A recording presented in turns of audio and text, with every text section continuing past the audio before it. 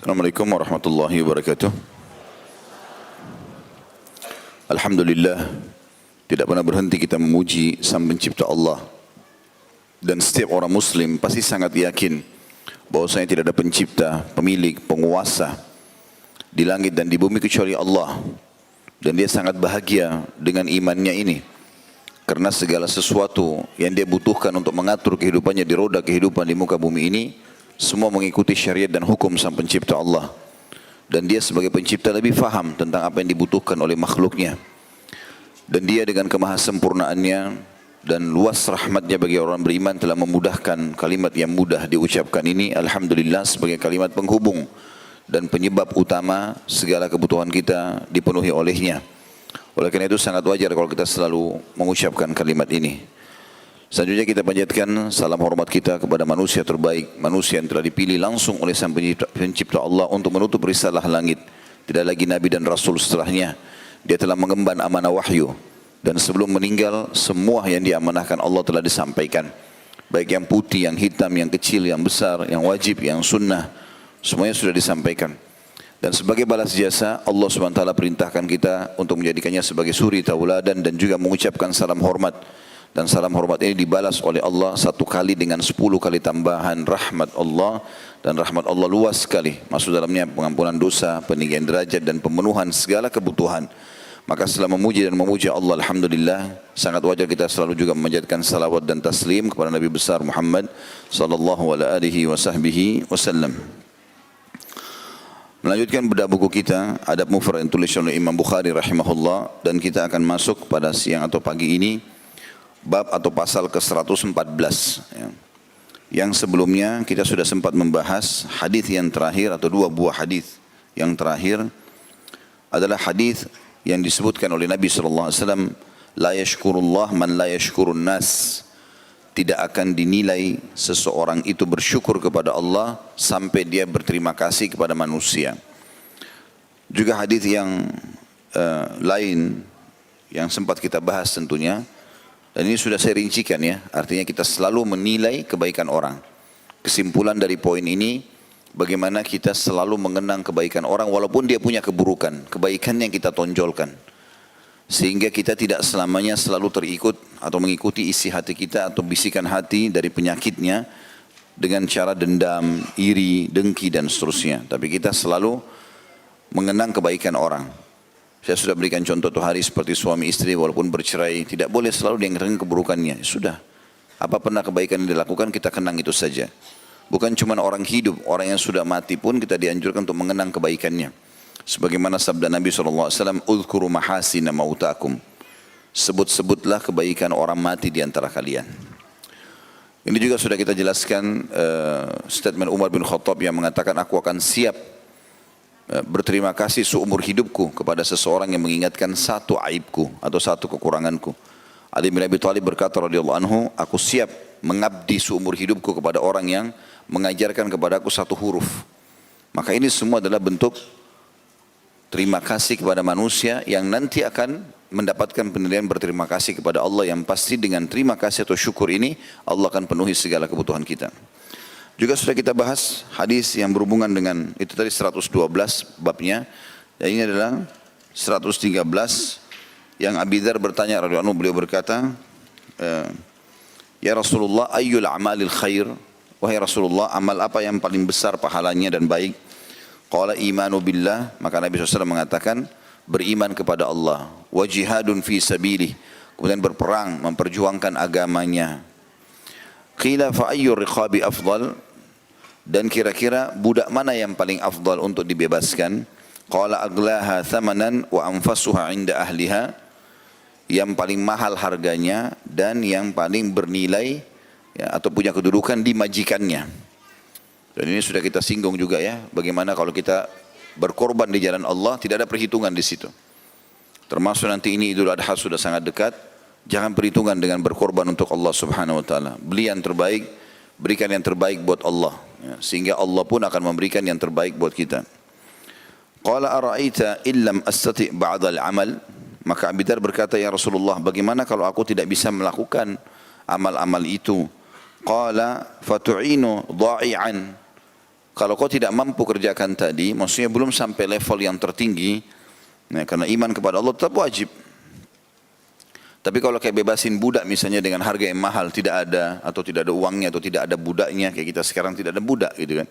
Maka engkau menolong orang yang kehilangan. Ya. Ini sudah kita jelaskan juga. Di sini terjemahannya, engkau membantu orang yang menjadi gelandangan. Ya. Kemudian autasna'u li akhraq, atau engkau melakukan kepada orang yang tidak mempunyai pekerjaan. Maksudnya dikasih pekerjaan, dibantu sesuatu, modal dan seterusnya. Qala faraita in dha'uftu. Maka Abi Dzar berkata, ya Rasulullah, bagaimana jika aku tidak mampu juga? Qala tada'un nasa minasyarr fa innaha sadaqatun tasaddaqa biha ala nafsik. Maka engkau menjauhkan keburukan dari manusia, maksudnya apapun yang darimu bisa membahayakan manusia, kau berhentikan. Niat burukmu, ingin menipu, ingin mengganggu, ingin menggibah, ingin menfitnah, segala macam, berhentikan. Sesungguhnya itu sedekah dari dirimu untuk dirimu sendiri. Ya. Jadi dihitung pahala oleh Allah subhanahu wa ta'ala. Ini juga sudah kita jelaskan pada pertemuan kita sebelumnya, bagaimana kalau seseorang meninggalkan keburukan saja sudah nilai pahala. Apalagi kalau kita kerjakan kebaikan itu. Jadi kalau ada niat sedikit saja untuk berbuat dosa, apalagi mengganggu orang lain, kapan kita batalkan itu jadi pahala. Itu akan menjadi pahala. Kita akan masuk insya Allah bab atau pasal 114 pada pagi ini, judulnya orang yang baik di dunia, dialah yang mendapat perlakuan baik di akhirat. Beranjak daripada judul ini dulu. Ya. Puncak kebahagiaan seorang muslim, coba direnungi ini ya. Puncak kebahagiaan seorang muslim adalah imannya tentang adanya akhirat.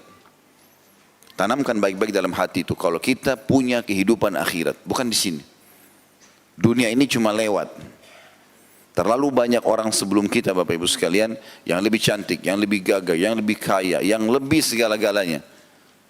Tapi kalau kita lewat di kuburan yang merupakan batu nisan dan tanah yang kalau kita lihat yang masih hidup ini, di dalamnya ada orang-orang itu. Mereka banyak sekali yang lebih dari kita, tapi mereka juga sudah meninggal dunia. Dunia ini sehebat apapun kita mengejar prestasinya akan kita tinggalkan. Nanti kalau kita meninggal, semua cuma jadi kenangan. Dan itu di hari-hari pertama saja. Oh ini bajunya dia, oh ini sepatu dia, oh ini rumah dia, oh ini mobil dia, oh ini perusahaan dia. Sehari, seminggu, sebulan, selesai. Semua akan ditutup. Orang akan lupakan. Dikenang sesekali, setahun sekali. Ya, ada orang subhanallah tidak dikenang lagi oleh kerabatnya. Apalagi kalau orang-orang yang jauh dari agama, mereka sudah tidak mendoakan lagi si mayit. Gitu. Sedangkan orang-orang soleh saja kadang-kadang masih lalai mendoakan orang yang sudah meninggal, apalagi orang yang dasarnya jauh dari agama. Maka ini fakta-fakta lapangan yang sudah real, yang sudah bisa kita lihat dan sudah dilalui oleh banyak manusia, miliaran manusia sebelum kita sudah meninggal dunia. Kita pun akan begitu. Dunia ini sebentar, kita akan menuju ke akhirat. Beriman tentang adanya akhirat dan kehidupan abadi di sana, adanya surga dan kita sering membacanya, itu akan mendatangkan kebahagiaan yang luar biasa. Karena cobaan apapun di muka bumi jadi kecil. Lumpuh kah, gangguan orang kah, kalau kita hubungkan sama akhirat, ya sudahlah, saya nggak bisa ambil hak saya dari dia sekarang, saya ambil di akhirat. Kita tahu ada akhirat. Di sini di dunia miskin, di akhirat tidak ada yang miskin. Bahkan mayoritas penghuni surga itu adalah orang-orang miskin.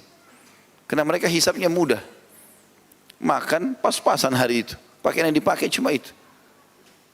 Dan akhirnya tidak ada hisap hari kiamat. Orang yang dihisap adalah orang yang kaya, yang banyak macam-macam fasilitasnya. Allah akan tanya, nikmat ini kau pakai untuk apa, dari mana asalnya. Tapi orang yang miskin tidak. Gitu kan? Sampai dalam sebuah hadits Bukhari juga, riwayatkan Imam Bukhari, bahwasanya surga akan mengeluh, bukan mengeluh, akan berbicara pada hari kiamat. Mengatakan, kenapa tidak ada yang masuk ke dalam kecuali orang-orang miskin? Mayoritasnya orang susah semua. Jadi kalau kita lihat orang-orang susah itu, yang penting dia orang beriman, ahli surga semua. Lalu kemudian neraka mengatakan, kenapa tidak masuk ke dalam kecuali orang-orang yang sombong? Kenapa hanya orang-orang yang banyak membangkang begini? Mana orang-orang yang miskin juga ini? Kenapa tidak ada yang masuk ke sini? Maka Allah SWT berfirman kepada keduanya, kepada surga dikatakan, engkau adalah rahmatku yang aku balas orang-orang yang patuh kepadaku denganmu. Dan Allah SWT berfirman atau berkata kepada neraka, engkau adalah siksaku yang aku siksa orang-orang yang membangkang dan durhaka. Kehidupan akhirat ini kehidupan yang luar biasa, teman-teman sekalian. Abadi. tidak lagi penyakit, nggak ada gangguan orang, tidak ada kesusahan apapun. Tidak ada kesusahan. Yang paling ditakuti oleh orang adalah misal contoh sakit. Kalau ditanya orang, mau sakit nggak? Orang jawab tidak mau. Yang paling pertama dihilangkan di surga nanti adalah tidak ada penyakit. Kata Nabi SAW, orang kalau masuk surga tidak akan beringus, tidak ada penyakit. Kemudian yang paling dikhawatirkan orang setelah itu adalah masa tua. Makanya orang-orang tua biasa kena takut tua, keriputnya pun dioperasi. Ya. Cari jalan supaya tetap muda. Mau bungkuk ditegakkan, cari jalan supaya tidak kelihatan tua. Rambut sudah putih disemir semuanya. Ya. Orang takut menghadapi masa tua. Di surga tidak ada masa tua. Kata Nabi SAW, orang yang masuk surga tidak akan habis masa mudanya. Yang dikhawatirkan orang kalau pakai baju baru, rusak bajunya. Berubah warnanya. Kata Nabi SAW, orang ahli surga tidak akan berubah warna bajunya. Semua yang kita tidak inginkan dan yang paling dikhawatirkan puncaknya adalah orang takut mati. Kata Nabi SAW, mereka tidak akan pernah mati lagi selamanya. Hidup selamanya. Dan ini teman-teman hanya sekedar selama di dunia menikmati apa yang Allah perintahkan. Syariat. Saya sudah sering bilang ini. Menjadi orang beriman, nyaman. Karena kita makan, kita minum, kita juga biologis. Tapi itu semuanya dengan halal. Kita pakai baju, kita kumpulin harta, kita pakai mobil, apa saja silakan. Bergerak. Allah mengatakan, wa qul i'malu fasayarallahu amalakum wa rasuluh. Beramallah kalian, Allah akan nilai dan rasulnya itu, gitu kan? Bebas kita, yang penting konsepnya 5 huruf halal, nikmati. Sebagaimana orang kafir menikmati, tapi mereka tidak kenal namanya konsep halal, tidak terkontrol gitu. Kalau orang beriman teman-teman dan beramal soleh ini tidak bisa makan, tidak bisa minum, tidak bisa tidur, nggak bisa apalah, semua tertahan. Orang kafir semuanya bahagia, enak, misalnya. Mungkin wajar orang tidak menjadi orang beriman. Tapi kita di dunia ini nyaman. Makin dekat dengan Allah, makin sehat badannya, ya, makin kuat pandangan matanya, makin banyak rezekinya. Coba praktikin sederhana. Coba hijrah 100%, jadi orang baik. Allah mudahkan semua urusannya. Sampai pada hal-hal yang kecil. Sampai hal kecil, apa saja, kita baru ngomong, pengen ini ya, tiba-tiba ada yang kasih, Allah kasih.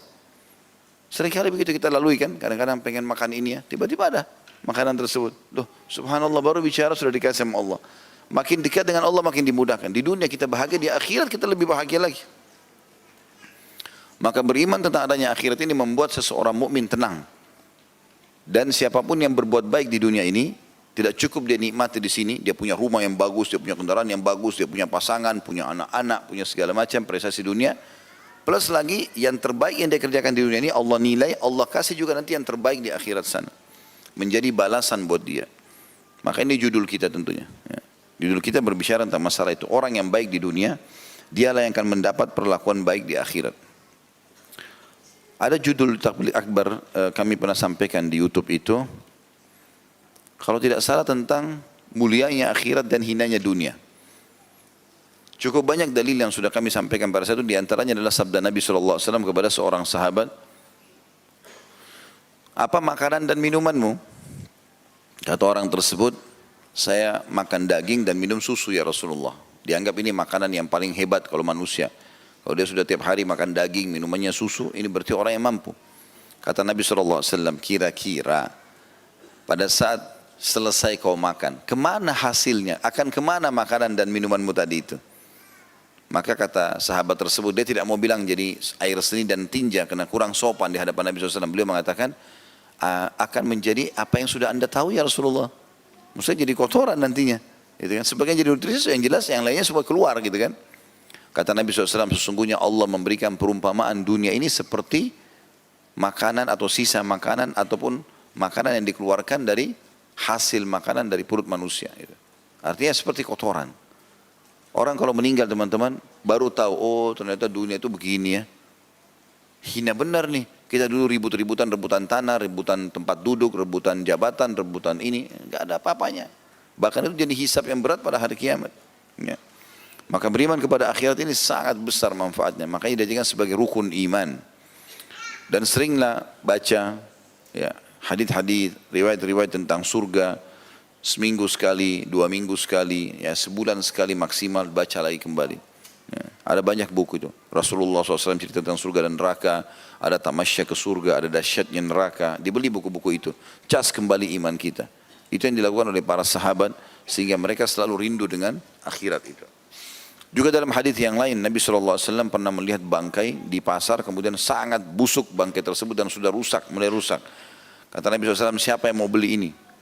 Kata para sahabat, tidak ada ya Rasulullah, bangkai, bau gitu kan. Kata Nabi SAW, Allah memberikan perumpamaan dunia seperti bangkai ini. Nah. Kemudian juga dalam hadis yang lain Nabi SAW mengatakan perumpamaan dunia kalian dibandingkan akhirat. Kalau mau tahu fasilitas di akhirat nanti, hanya dengan patuh saja ibadah selama dunia dan akan dapat itu di akhirat. Seperti seseorang di antara kalian memasukkan telunjuknya ke lautan lalu diangkat. Lihatlah air yang ikut dengan jari telunjuknya. Akhirat ini ibaratnya laut itu. Dan dunia ini hanya seperti sebagian kecil dari apa yang ikut ke jari kita, itu pun bisa kering gitu. Maka teman-teman harus pahami masalah ini. Bahwasanya dunia ini kita lalui untuk ya menanam bibit yang akan kita panen di akhirat. Bukan menjadi target utama. Kalau Syekh Utsaimin rahimahullah tegas sekali dalam masalah ini. Beliau mengatakan seharusnya setiap muslim menjadikan dunia ini seperti WC dia. Maaf bahasa ini, beliau katakan begitu. Dia selesaikan hajatnya lalu dia pergi. Karena banyak hadis berbicara masalah itu. Tetap dunia kita nikmati tapi bukan target utama. Ada sedikit cobaan yang merupakan warna hidup untuk menambah juga derajat kita di surga. Sabar. Tidak usah dijadikan sebagai masalah besar. Ada kadang-kadang orang subhanallah masalah kecil dijadikan besar. Istrinya telat buat kopi 2 hari marah. Suaminya telat beli pesanannya seminggu ngambek. Mau pulang rumah orang tua. Apa ini? Masalah, tidak ada masalah kecil. Ya udahlah nanti beliin saya kapan bisa ya. Kan selesai urusannya. Dimudahkan. Ya, orang kadang-kadang gitu dibesarin masalah. Kadang-kadang temannya cuma pakai sendalnya ribut. Seperti sudah terjadi perang dunia. Ya. Kenapa ini? Mudahkan urusan itu. Semua cobaan akan ada pahalanya di sisi Allah subhanahu wa ta'ala. Dan sekian banyak keterangan tentu berhubungan dengan masalah ini. Hadis yang pertama yang dibahas oleh Imam Bukhari dalam bab kita ini. Hadis nomor 221.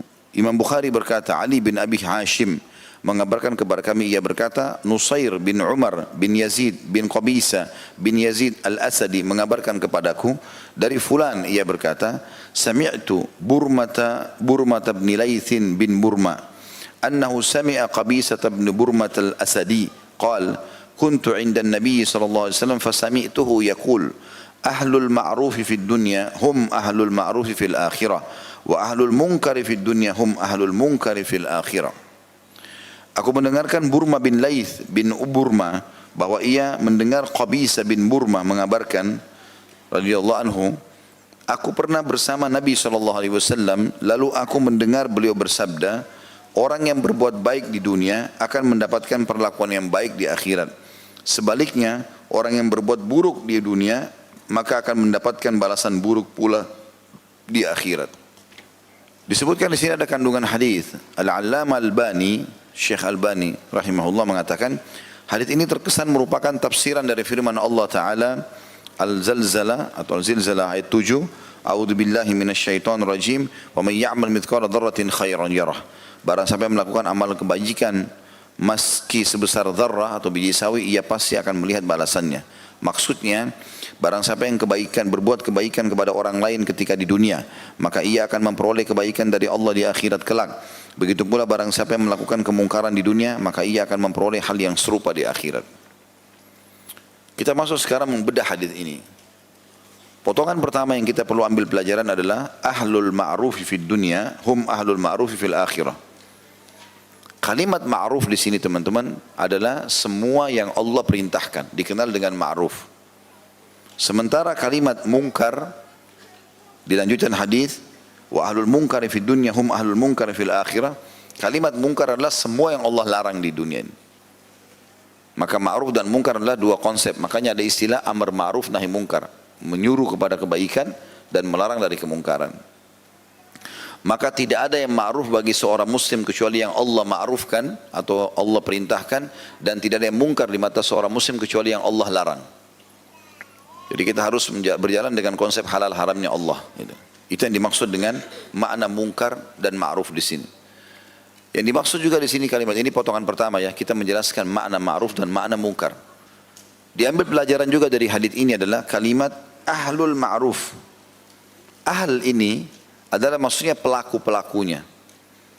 Makna daripada kalimat ini adalah bagaimana seorang muslim menjadikan rutinitasnya perbuatan perintah Allah semuanya. Tidak cukup teman-teman kalau kita pernah ibadah sehari atau sekali. Saya pernah jelaskan ini dan saya ingatkan kembali. Allah subhanahu wa ta'ala memerintahkan kita untuk baca basmalah, bismillah pada saat mau makan dan minum. Pada saat setiap mau makan dan minum. Allah tidak suruh kita baca sekali seumur hidup. Allah suruh kita ulang-ulangi. Allah menyuruh kita sehari sholat 5 waktu.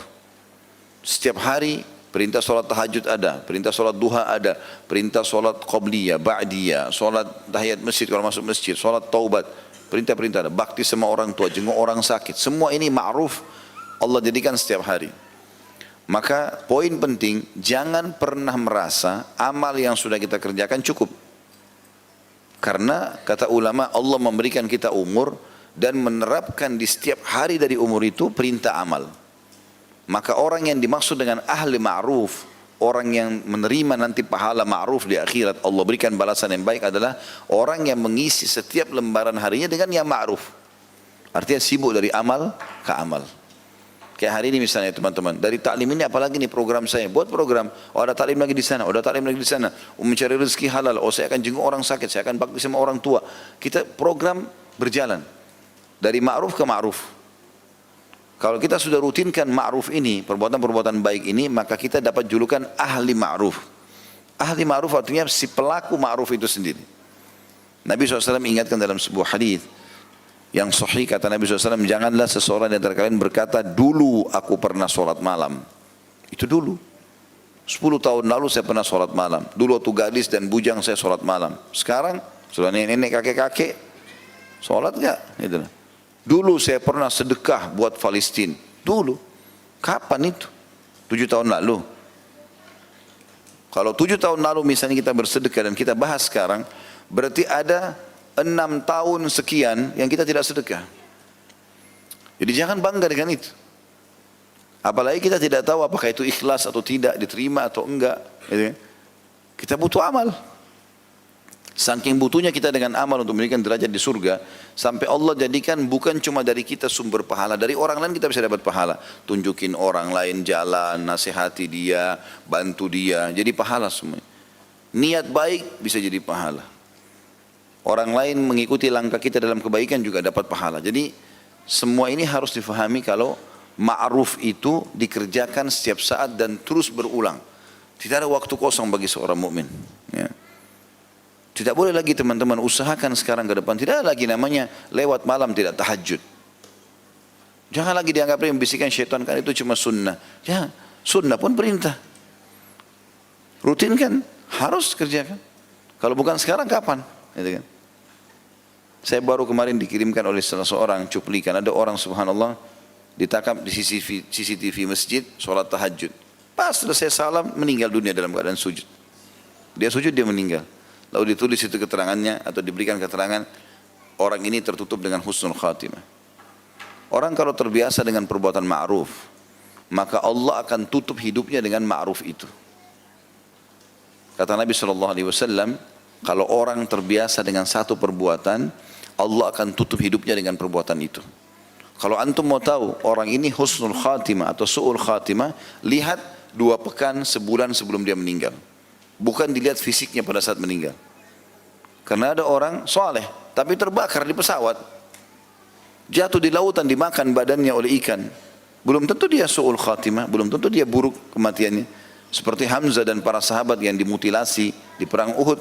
Hamzah itu hidungnya terpotong, berdarah semua, dadanya terbelah. Tapi dia sayyid syuhada, pimpinan para syuhada. Beberapa tokoh Quraisy ditemukan mati dalam kondisi kulitnya mulus. Tapi berarti dia tetap, bukan berarti itu dia baik, ahli neraka. Tolok ukurnya orang ini baik atau tidak, lihat beberapa hari sebelum dia meninggal. Karena kata Nabi SAW, orang kalau terbiasa dengan satu perbuatan, Allah akan tutup dengan itu. Terbongkar kedoknya pada saat mau meninggal tuh. Dia biasa ngisi taklim, dia meninggal dalam kondisi taklim. Dia biasa sholat, dia dalam kondisi sholat. Dia biasa sedekah pada saat dia sedekah. Allah jadikan penutup amalnya itu. Dan dia kalau biasa berzina, dia biasa mencuri, nanti ditutup dengan itu oleh Allah SWT. Dan ini luar biasanya, lebih jauh daripada itu. Amal-amal ma'ruf, amal-amal saleh yang kita kerjakan teman-teman, itu bisa terwariskan. Kalau kita biasakan diri kita soleh, mengalir di darah kita ini semua kesolehan, terbiasa zikrullah, berdoa segala macam, itu terwariskan kepada anak-anak. Terwariskan dengan izin Allah Subhanahu wa taala. Ya, makanya Umar bin Khattab pernah saya ceritakan ingin menikahkan anaknya dengan cucu penjual susu, justru karena kesolehannya wanita tersebut.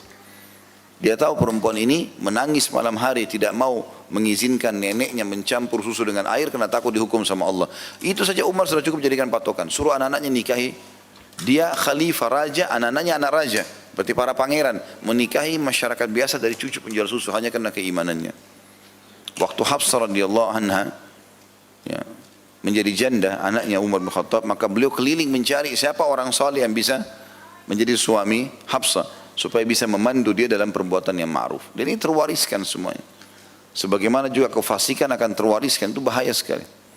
Ya, sumber-sumber haram, perbuatan-perbuatan haram ini akan membuat efeknya juga kepada anak-anak. Mereka durhaka, mereka jadi terbiasa juga dengan keburukan. Karena memang itu ajaran orang tuanya. Maka harusnya difahami manfaat yang kedua dari hadis adalah ahli ma'ruf. Yang akan juga ma'ruf di akhirat. Maksudnya mereka akan dikenal di akhirat dan diberikan kedudukan tinggi justru orang yang rutin. Karena kalimat ahl artinya rutin mengerjakannya. Nah, dia terus sibuk dengan itu. Gak ada waktu loh teman-teman sekalian, gak ada waktu. Jangan main-main soal waktu ini. Karena kita tidak tahu kapan kita meninggal. Harusnya kita memposisikan diri setiap saat meninggal bisa. Kalau seandainya dokter memvonis salah seorang di antara kita, umur bapak atau ibu tinggal 2 minggu. Kemudian ada tetangga kita atau teman kita datang, itu tetanggamu fulan bicarakan tentang kamu. Kira-kira masih mau ribut dia? Dokter sudah vonis 2 minggu lagi umurnya. Sudahlah. Si fulan ambil hakmu. Aduh biarin aja deh. Orang sudah mau mati. Apalagi kalau sudah berjalan tinggal 2 hari. Sujud terus. Sebenarnya teman-teman tanpa tunggu vonis dokter, malaikat maut bisa datang setiap saat. Tapi orang tidak sadari itu. Lalai dengan ketampanannya, dengan kecantikannya, dengan hartanya, dengan angan-angannya. Gak boleh kita lalai dengan itu. Tidak ada waktu. Gunakan dalam kesolehan, ketaatan. Kita berharap segera menuju ke akhirat. Makanya Ali bin Abi Thalib mengatakan, ketahuilah dunia ini punya anak-anak, akhirat punya anak-anak. Dan jadilah kalian anak-anak akhirat. Jangan jadikan target di sini. Kita ini sebenarnya diciptakan oleh Allah SWT. Nabi Adam dan ayah kita dan ibu kita Hawa diciptakan oleh Allah SWT alaihi wassalam untuk di surga. Dan kita semua untuk ikut ke surga. Kita cuma mampir di sini. Jangan mampir di sini terus rusak hubungan dengan Allah, berkufur, menjadi ahli maksiat, lalu kemudian nanti di akhirat dimasukkan ke neraka karena membangkang. Kita seperti lagi naik kendaraan bus misalnya, lagi tujuannya Jakarta ke Surabaya misalnya. Kita ini dunia ini seperti orang mampir sebentar di rest area. Begitu saja. Minum, makan, buang hajat, pergi. Ada tujuan kita.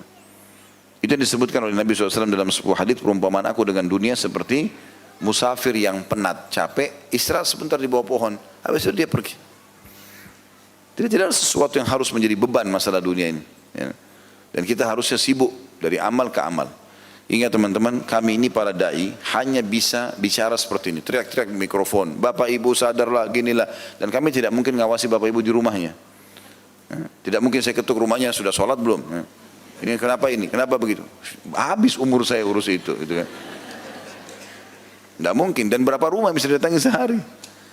Tapi orang yang cerdas adalah mendengarkan ilmu itu. Oh iya ternyata ini. Jadi dijadikan sebagai pegangan hidupnya. Mengubah dia. Itu yang benar. Itu potongan yang kedua dari hadis. Jadi potongan yang pertama tadi pelajarannya adalah makna ma'ruf dan makna mungkar. Ma'ruf adalah semua yang Allah perintahkan dan mungkar semua yang Allah larang. Maka tidak ada yang ma'ruf di mata seorang muslim kecuali yang Allah ma'rufkan atau Allah perintahkan, dan tidak ada yang mungkar yang dilarang kecuali yang Allah larang. Pelajaran kedua adalah makna ahlu ma'ruf. Maksudnya maknanya juga sama sini ahlu mungkar. Kalimat ahl ini dalam bahasa Arab artinya pelakunya, praktisi yang terus rutin. Makanya kita harus menjaga itu. Ada tahapan-tahapan teman-teman kalau sudah mulai belajar. Saya berbagi itu. Kalau awal kita belajar, kita jadi terdorong untuk mau mengetahui. Begitu kita sudah mulai lebih dalam lagi, sering datang pengajian, kita mau mengamalkannya. Akan muncul pertanyaan di benak Bapak Ibu sekalian nanti, saya sudah ikut pengajian, saya sudah faham. Apalagi ya setelah ini? Jawabannya sederhana, istiqomah. Udah, amalkan itu sampai mati. Itu yang Allah mengatakan, wa'bud rabbaka hatta ya'tiyakal yakin. Kalau sudah sampai kepadamu kebenaran itu, maka tinggal kau sembah Tuhanmu sampai kau mati. Udah situ saja, sederhana sekali hidup ini. Gitu kan. Kemudian potongan yang ketiga atau manfaat ketiga dari hadis adalah kalimat fid dunya dan juga fil akhir. Kan ahlul ma'ruf fid dunya hum ahlul ma'ruf fil akhirah. Jadi pelajarannya adalah ada dunia, ada akhirat. Dan dunia tempat lewat, akhirat adalah tempat abadi. Saya pernah jelaskan itu, teman-teman, kalau menjadi orang muslim, orang mukmin tidak usah khawatir dengan mati, justru bahagia dengan kematian itu. Karena dengan mati kita akan melihat semua kebenaran janji Allah masalah akhirat ini. Sampai Nabi SAW mengatakan tidak ada satupun orang yang mati masih berharap kembali ke dunia. Sudah dia, oh dunia ternyata cuma ini ya gitu. Maka dia berharap sudah nggak usah di akhirat saja. Apalagi kalau dia orang beriman, itu luar biasa. Nggak ada lagi. Jadi jangan kita berpikir di dunia ini, oh itu mungkin suami saya, oh itu istri saya, itu anak saya, oh itu orang tua saya. Dia berharap kesian mungkin ini makanan kesukaannya. Dia akan tinggal di sini, dia akan pikirkan rumahnya. Bagaimana ya kalau dia lihat anaknya menikah. Nggak ada pikirannya begitu. Orang udah mati dia lihat surga, dilupain kita ini semua. Bagi dia dunia kecil, udah nggak ada nilainya. Dia udah dapat yang terbaik di sana. Toh juga kerabatnya yang meninggal dalam keadaan beriman akan berkumpul sama dia. Sebagaimana Allah jelaskan dalam surah At-Tur itu, semua keturunan, pasangan akan bersatu selama beriman. Berarti ada kehidupan dunia, ada kehidupan akhirat. Dan ini tidak bisa dibantah. Walaupun kita belum bisa melihat akhirat itu. Karena tidak semua yang tidak nampak dengan mata tidak ada. Contoh, saya pernah kasih contoh perasaan kita. Kita lapar, kita haus, kita suka, kita benci, kita ngantuk. Rasain gak itu? Hah? Dirasa gak itu? Rasa lapar gak? Haus, ngantuk, rasa ya? Suka, benci ya? Ada yang pernah lihat bentuknya? Berarti itu gaib buat kita, tapi kita rasakan kan? Udara sekarang kita rasakan ini, tidak nampak sama kita. Walaupun kecuali pakai alat mungkin Allahu'alam, tapi yang jelas tidak bisa. Tapi kita rasakan itu. Berarti bukan berarti tidak nampak dengan mata, tidak ada. Tidak ada. Faktanya depan mata banyak sekali yang tidak ada. Tidak nampak, tapi ada. Begitu juga dengan akhirat ini. Itu juga dengan iman kepada Allah, kepada malaikat. Kita bisa rasakan dan bisa lihat keberadaannya. Cuma keterbatasan mata kita saja yang tidak bisa melihat itu semua. Maka pelajaran ketiga ada dunia, ada akhirat. Dan dunia adalah tempat lewat, sementara akhirat adalah target utama. Dan ini 3 buah pelajaran yang bisa kita ambil dari hadis ini tentunya. Dan ini tidak ditulis dalam hadis kita ya. Jadi kalau bisa ditulis poin-poin itu supaya ada tambah manfaat di pinggir bukunya atau ditempelin kertas kecil ya. Kalau tadi yang kita ambil pelajaran pertama adalah penjelasan tentang makna ma'ruf dan makna mungkar. Ma'ruf semua yang Allah perintahkan. Kemudian yang mungkar adalah semua yang Allah larang. Pelajaran pertama. Pelajaran kedua, ahlu ma'ruf dan ahlu mungkar. Praktisi daripada ma'ruf itu orang yang sibuk dengan kebaikan-kebaikan, itu akan dapat balasan kebaikan di akhirat, dan praktisi yang berbuat kemungkaran rutin dalam dosa akan dapat hukumannya juga. Kemudian yang ketiga adalah masalah adanya dunia dan juga adanya kehidupan akhirat, dan bagaimana dunia tempat berlalu dan akhirat adalah target utama. Itu hadis pertama di bab kita nomor 114. Hadis yang kedua, nomor hadisnya urutannya 222. Imam Bukhari berkata rahimahullah, Musa bin Ismail mengabarkan kepada kami, ia berkata, Abdullah bin Hassan al-Ambari mengabarkan kepada kami, ia berkata, Hibban bin Asim mengabarkan kepada kami, Harmalah adalah ayah dari ibunya atau Sofia binti Ulaibah, dan Duhaibah binti Ulaibah mengabarkan kepadaku, kedua atau kakek keduanya adalah Harmalah. Ayat dari ayah keduanya bahwa ia mengabarkan kepada kami. Tentu ini sanad ya. Orang mengambil dari fulan gitu ya. Mereka semua mengabarkan kepada kami an Harmalah bin Abdullah annahu kharaja hatta ata an-nabiy sallallahu alaihi wasallam fa kana indahu hatta arafahu an-nabiy sallallahu alaihi wasallam. فلما ارتحل قلت في نفسي والله لا أتين النبي صلى الله عليه وسلم حتى أزداد من العلم فجئت أمشي حتى قمت بين يديه فقلت ما تأمرني أعمل قال يا حرملة ائت المعروف واجتنب المنكر ثم رجعت حتى جئت الراحلة ثم أقبلت حتى قمت مقامي قريبا منه فقلت يا رسول الله ما تأمرني أعمل قال يا حرملة ائت المعروف واجتنب المنكر وانظر ما يعجب أذنك ay yaqula lakal qaum idza kumta min indihim fa'tihi wanzur alladhi tukrah ay yaqula lakal qaum idza kumta min indihim fajtanibih atau fajtanihi falamma raja'tu tafakkartu fa idza huma lam yada'a syai'a. Dari Harmalah bin Abdullah radhiyallahu anhu bahwa ia keluar hingga menemui Nabi SAW. Maksudnya keluar dari rumahnya menuju ke Nabi SAW. Ia duduk bersama Nabi hingga Nabi SAW mengenalinya. Maksudnya dia perkenalkan diri sampai Nabi tahu namanya dan seterusnya. Ketika pergi, aku berkata dalam hatiku, kata Harmalah radhiyallahu anhu, demi Allah aku akan menemui Nabi SAW agar ilmuku bertambah. Tadi sudah duduk sama Nabi, sekarang sudah dikenal sama Nabi, dia keluar dari masjid. Begitu dia dekat dengan untanya, dia bilang saya mau kembali lagi. Saya ingin belajar lagi dari Nabi. Ingin minta nasihatnya. Lalu aku datang, berjalan hingga berdiri di hadapan beliau. Maksudnya kepada Nabi SAW. Lalu aku berkata, apa yang engkau perintahkan kepadaku tentang atau tentu akan aku kerjakan. Apa yang engkau perintahkan wahai Rasulullah kepadaku, tentu akan aku kerjakan. Maka Nabi SAW menyebutkan wasiatnya. Dan ini yang jadi saksi bahasan di bab kita. Wahai Harmalah, lakukanlah kebaikan dan jauhilah kemungkaran. Aku lalu kembali ke hewan kendaraanku. Kemudian aku kembali lagi mendekati Nabi SAW. Setelah dekat dengan beliau, aku berkata kepadanya, SAW, wahai Rasulullah, apa yang engkau perintahkan akan aku kerjakan. Maka beliau bersabda, wahai Harmalah, lakukanlah kebaikan dan jauhilah kemungkaran. Dan perhatikanlah apa yang disukai oleh orang-orang untuk engkau kerjakan yang engkau dengar ketika berada di dekat mereka. Maka lakukanlah, perhatikanlah juga apa yang tidak disukai orang-orang ketika engkau mengerjakannya dan engkau ketahui ketika duduk di dekat mereka, maka tinggalkanlah. Setelah pulang aku fikirkan hal itu, ternyata keduanya tidak meninggalkan kekurangan sedikit pun. Ada kandungan hadis dulu di sini. Yang pertama, semangat para sahabat dalam menuntut ilmu, karena mereka merasa haus dengan ilmu itu. Dan ini termasuk adab syar'i. Bagaimana seorang muslim membuat dirinya haus dengan ilmu, karena ilmu itu biar banyak kita ambil tidak mengenyangkan perut, ya. Tidak membuat badan kita gemuk, tidak mengambil space atau tempat di tubuh kita atau di kepala kita.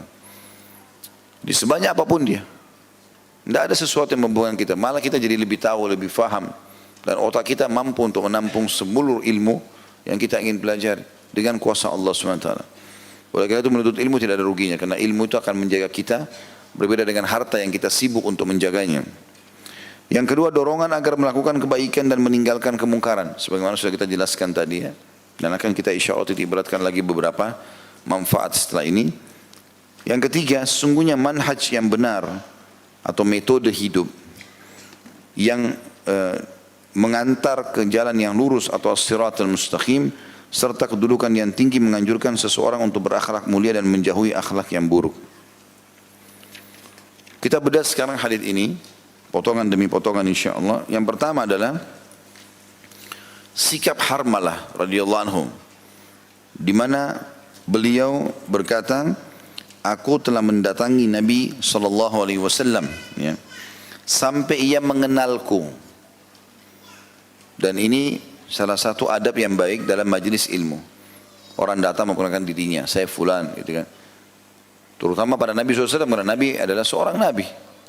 Karena kalau dia kenal kita, pasti ada kemungkinan dia akan mencari kita di akhirat atau akan menolong kita. Kalau ada hadis yang lain riwayat Bukhari, pada saat Nabi SAW mengatakan, aku sedang menunggu kalian di sirat, aku menunggu kalian di haud, di telagaku, maka ada orang-orang yang datang mendekati telaga untuk minum, lalu mereka ditolak, dilarang oleh para malaikat, dihalau. Lalu aku mengatakan, itu adalah sahabat-sahabatku, aku kenal mereka. Karena semasa hidup Nabi SAW pernah melihat mereka dan pernah interaksi sama Nabi SAW. Maka Nabi SAW dikatakan oleh para malaikat, engkau tidak tahu hai Muhammad apa yang mereka lakukan setelah engkau meninggal. Mereka telah meninggalkan agama atau ajaranmu. Ini adalah para sahabat atau orang-orang yang masuk Islam kemudian murtad setelah meninggalnya Nabi SAW. Maka kata Nabi SAW, suhqan, kecelakaan dan kehinaan bagi orang yang meninggalkan untuk mengubah ajaranku. Berarti memang khusus orang yang hidup bersama Nabi SAW dan memperkenalkan diri kepada beliau, ini adalah orang-orang yang kemungkinan besar pasti akan ditolong oleh Nabi SAW. Makanya Harmalah menjelaskan masalah itu. Karena di majlis Nabi banyak orang yang datang. Tapi dia datang khusus mendekati Nabi SAW lalu memperkenalkan diri dengan tujuan agar Nabi mengenalnya. Ya, tentu ini majlis Nabi SAW. Ya, kalau kita semua adalah penuntut ilmu. Tapi kalau yang dimaksud adalah majlis Nabi sini kalau punya kemuliaan hidup di zaman itu. Karena Nabi SAW pasti punya syafaat khusus, ya, pertolongan khusus yang bisa menolong umatnya. Potongan yang kedua yang bisa diambil adalah, itu kan potongan pertama tadi dari Harmalah bin Abdullah bahwa ia keluar hingga menemui Nabi SAW, ia duduk bersama Nabi hingga Nabi mengenalinya. Itu pelajaran pertama. Jadi kalau pegang buku ini digaris bawahi, hingga ia duduk bersama Nabi hingga Nabi mengenalinya. Dikasih angka 1 kecil di atasnya. Kemudian potongan yang kedua, ketika pergi aku berkata dalam hati, demi Allah aku akan menemui Nabi SAW agar ilmuku bertambah. Ini pelajaran yang kedua. Bahwasanya seorang muslim tidak boleh puas dengan ilmu yang sudah dia miliki. Ada orang mentang-mentang sudah sarjana, S2K, S3K, ya, atau sudah beberapa kali datang dalam majlis, maka sudah tidak berpikir untuk menambah ilmunya. Enggak, keliru ini. Kita harus terus belajar ilmu sampai kita meninggal dunia. Kalau sudah meninggal ya sudah berbeda. Abu Yusuf rahimahullah salah satu murid, ya, terpilih dari Abu Hanifah rahimahullah, itu pada saat sakit parah, sudah sakit parah, diranjang kematian, dia pernah berselisih pendapat dalam ilmu warisan kepada sesuatu dengan seseorang, dan sudah berselisih pendapat, masing-masing sampaikan argumentasi, mereka berpisah. Tidak ada telepon zaman dulu, tidak ada alat komunikasi kayak kita sekarang. Maka akhirnya temannya ini yang sudah pergi mendengar Abu Yusuf sakit parah, dia pun datang dari wilayah yang sangat jauh. Begitu ketemu Abu Yusuf lagi sakit parah di ranjangnya, dia masih mengatakan, Alhamdulillah yang telah mengutusmu datang kepadaku. Gitu kan. Lalu dia mengatakan, dulu kita pernah berselisih pendapat dalam masalah warisan, ya, tentang hukum kakek. Gitu.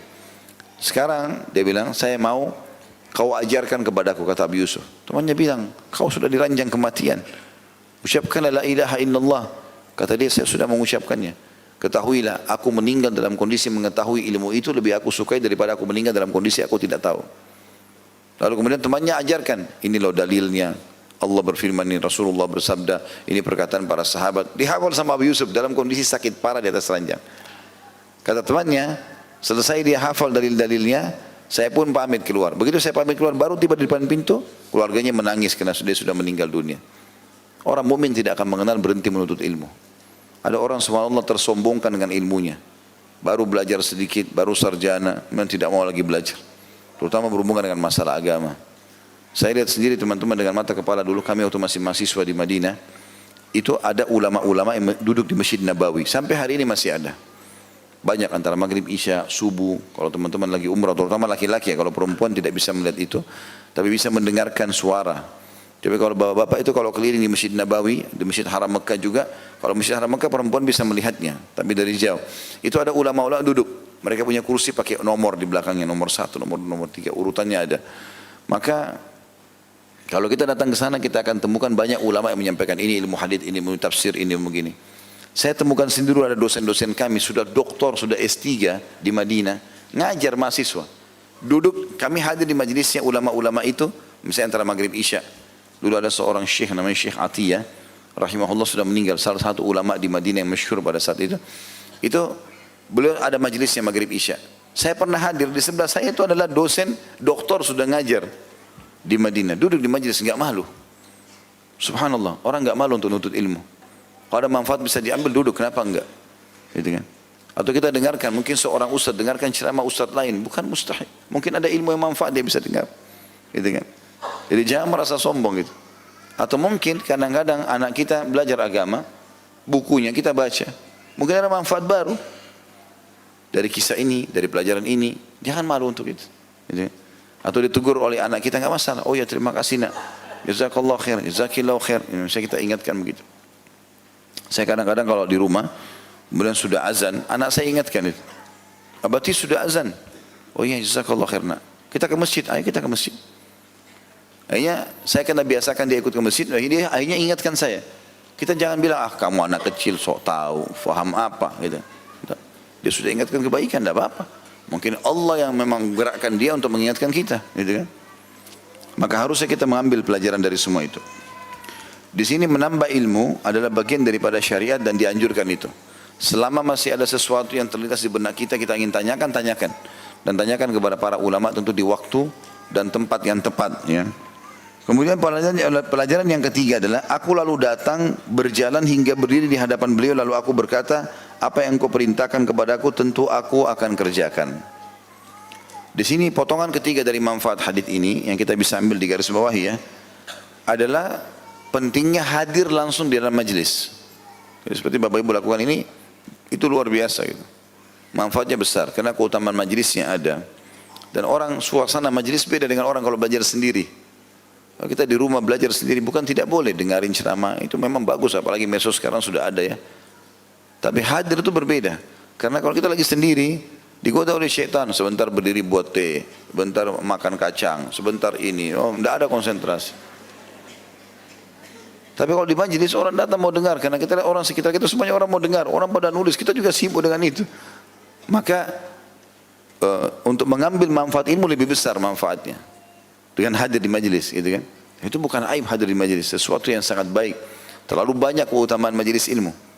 Cukuplah teman-teman pulang ini, ya, kalau ikhlas insya Allah datang, bukan karena diajak sama teman saja, bukan karena enggak enak sama teman, enggak enak sama mertua, enggak enak sama apa pasangan hidup. Buang semua itu. Kita niatkan karena Allah SWT ingin belajar. Apa kata Nabi SAW? Orang yang keluar ikhlas menuntut ilmu akan diberi pahala haji lengkap. Begitu hadisnya. Duduk saja begini, di bawah AC lagi sekarang. Tinggal dengarin, ada mikrofon pengeras suara. Saya tidak bisa bayangkan kalau di zaman Nabi SAW, itu orang yang di saf belakang dengar enggak itu? Kalau orang lagi rame datang, gitu kan? Sampai menunjukkan beberapa riwayat yang di belakang itu menanyakan di depan, apa tadi yang Nabi bilang? Nah kadang-kadang penukilan orang ini belum tentu sama apa yang Nabi sampaikan, kan gitu. Tapi kita di sini Masya Allah bisa dengar sampai kemana-mana, gitu kan? Maka ini sebuah karunia yang luar biasa, gitu, ya. Belum lagi hadis Nabi SAW, orang yang keluar menuntut ilmu sama dengan mujahid di jalan Allah.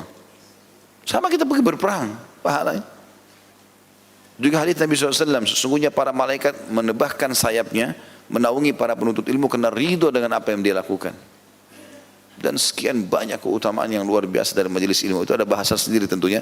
Tetapi yang jelas, hadir dalam majelis itu punya keutamaan tersendiri. Kecuali darurat kita nggak bisa, nggak sempat, kita lagi kerja, lagi ada pekerjaan di rumah misalnya, itu lain. Mungkin bisa kita, dengan medsos sekarang ini kita bisa ikuti itu, ya. Kita bisa putar-putar ulang, tapi untuk datang ke majelis itu luar biasa. Setiap perjalanan juga, naik motor, naik mobil, itu semua ada pahalanya. Apalagi datang ke masjid, rumah Allah seperti ini, maka itu semua ada keutamaan tersendiri. Dan itu yang dibuat oleh Harmalah radhiyallahu anhu, beliau datang kepada Nabi SAW. Dan sebenarnya ada sebuah kaidah penting dalam menuntut ilmu ini, ya. Ulama mengatakan ilmu yu'ta ilaih, ya. Ilmu itu didatangi. Jadi sebenarnya yang benar itu adalah orang-orang pada datang ke dalam majlis, gitu. Kalau sekarang kadang-kadang banyak ustadz yang diundang, mungkin untuk memudahkan, oke lah. Tetapi yang benar sebenarnya orang-orang alim ini pada duduk di satu tempat, yang lain pada datang belajar. Nabi SAW begitu, duduk di masjid beliau sampaikan, orang-orang pada datang belajar. Begitu juga didukil para salafus saleh. Tapi sekarang banyak sekali orang yang manja. Kalau ustadznya tidak datang, dia juga tidak belajar. Ini keliru. Mesti ustaz tidak bisa datang, ya dia cari di mana yang lain dia bisa bagi supaya dia belajar, gitu. Itu potongan yang ketiga. Dan potongan yang keempat di sini masih dari tadi, ya. Kalau potongan yang ketiga tadi diambil dari aku lalu datang hingga berdiri di hadapan beliau, maksudnya hadir di hadapan beliau. Potongan keempatnya adalah Harmalah berkata kepada Nabi SAW, apa yang engkau perintahkan kepadaku tentu aku akan kerjakan. Ini termasuk adab penuntut ilmu. Bagaimana dia minta agar diberikan wasiat. Bisa dengan mengatakan wasiatkanlah saya, nasihatilah saya. Tapi termasuk juga hal yang baik adalah sudah yakin gurunya ini benar, dia mengatakan perintahkan apa ini, saya mau kerjakan, gitu. Jadi mungkin yang terlintas di benak gurunya pada saya itu akan disampaikan, perintah saya begini dan begitu, ya. Pernah ada seorang ikhwah mengatakan kepada saya, Ustaz apa kabar? Terus kemudian saya jawab, Alhamdulillah baik. Saya tanya balik, bagaimana ibadah antum? Saya cuma nanya biasa umum gitu. Tiba-tiba dia jadikan sebagai statusnya. Berbicara sebentar dengan guru, akhirnya saya ditanya tentang ibadah. Dan ini pertanyaan sederhana tapi dalam. Padahal saya tidak niat itu sebenarnya. Saya cuma umum menanyakan kenapa pas Ramadan gitu kan. Tapi rupanya dia bisa ambil pelajaran dari situ. Ya. Bahwasanya yang sedang ditanya adalah ibadah. Jadi coba koreksi masalah puasa, masalah sholat malamnya, masalah zikir dan seterusnya. Maka ada manfaat-manfaat yang bisa kita ambil. Gitu. Bisa kita ambil pelajaran dari orang-orang. Kemudian potongan yang kelima, itu ada potongan yang keempat. Potongan yang kelima adalah wasiat Nabi SAW yang Nabi bersabda, wahai Harmalah, lakukanlah kebaikan dan jauhilah kemungkaran. Ringkas, padat, gitu kan. Kerjakan semua yang ma'ruf, kebajikan yang Allah perintahkan, dan tinggalkan semua yang mungkar yang Allah larang. Udah, itu wasiat saya, gitu kan. Maka Harmalah pun berkata, aku pun kembali ke hewan kendaraanku, kemudian aku kembali lagi mendekati Nabi SAW. Artinya setelah mendengar itu, sepertinya dalam juga nih. Mungkin ada wasiat lain. Dia ingin dengarkan lagi. Maka dia mengatakan lagi setelah dekat dengan Nabi SAW, aku berkata kepada beliau, wahai Rasulullah, apa yang engkau perintahkan akan aku kerjakan. Tadi sudah aku dengar itu, ada yang lain enggak? Maka Nabi SAW bersabda, wahai Harmalah, lakukanlah kebaikan dan jauhilah kemungkaran, lalu ditambah wasiatnya, dan perhatikanlah apa yang disukai oleh orang-orang untuk engkau kerjakan yang engkau dengar ketika berada di dekat mereka. Maka lakukanlah. Jadi kalau seandainya kau sedang duduk sama orang-orang, kira-kira dari pembicaraan mereka, kau bisa tangkap orang siapa, tipologi seperti apa yang disukai oleh mereka. Oh si fulan itu jujur, oh si fulan itu dermawan, oh si fulan itu begini dan begitu, ramah. Lakukanlah itu. Kata Nabi SAW, apa yang kau dengar dari orang-orang yang baik, maka kerjakan. Dan sebaliknya, perhatikan juga apa yang tidak disukai orang-orang itu, atau ketika engkau mengerjakannya dan engkau ketahui, ketika duduk di dekat mereka, maka tinggalkanlah. Misal ada orang duduk, dan dia tahu teman-temannya tidak suka pada saat dia sibuk dengan handphone, atau dia ngomong apa, teman-temannya tidak suka. Maka jauhilah itu, kata Nabi SAW. Kata beliau, Harmalah, setelah aku pulang, aku pikirkan itu ternyata keduanya tidak meninggalkan kekurangan sedikit pun. Maksudnya setelah aku pulang, aku renungi, ternyata itulah inti daripada kehidupan ini. Amar ma'ruf nahi mungkar, menyuruh kepada kebaikan dan larang kemungkaran. Lalu kemudian mengerjakan dan istiqamah dalam masalah itu, mengerjakan ma'ruf dan meninggalkan mungkar, ini adalah inti daripada kebahagiaan hidup. Nah, ini kembali kepada apa yang saya wasiatkan tadi teman-teman sekalian, sibukkan diri dari amal soleh ke amal soleh. Amal soleh ke amal soleh. Kapan kita sibukkan diri dengan amal soleh, kita enggak butuh energi khusus untuk tinggalkan dosa. Dosa itu hanya bisa syaitan tanamkan dalam hati kita kalau kita sedang lalai. Tapi kalau kita sibuk dengan amal soleh, tidak. Jadi orang lagi santai, lagi enggak ada kegiatan, apalagi enggak berzikir, enggak baca Quran, enggak dengarin ceramah, maka syaitan akan masuk. Mulailah masuk kepada kemaksiatan, tonton ini, tonton itu. Tapi kalau dia sibuk dengan amal soleh, amal soleh ke amal soleh, amal soleh ke amal soleh, dari ceramah ke ceramah, dari zikir ke zikir, dari doa ke doa, dari Quran ke Quran, terus saja dia sibuk dengan itu, maka tidak ada celah buat syaitan untuk menggoda dia. Jadi kita tidak butuh energi khusus untuk meninggalkan dosa. Tapi sibukkan diri dengan amal soleh, otomatis dosa akan ditinggalkan. Hadis selanjutnya, nomor 223, Imam Bukhari berkata, Al-Hasan bin Umar mengabarkan kepada kami, ia berkata, haddatsana Mu'tamir, qal, zakartu li abi haditha Abi Uthman an Salman annahu radhiyallahu anhu annahu qala inna ahlal ma'ruf fi dunya hum ahlul ma'ruf fil akhirah. Faqala inni sami'tu min Abi Uthman yuhaddithuhu an Salman fa'araftu anna dhaka kadhalik fama haddathtu bihi ahadan qat.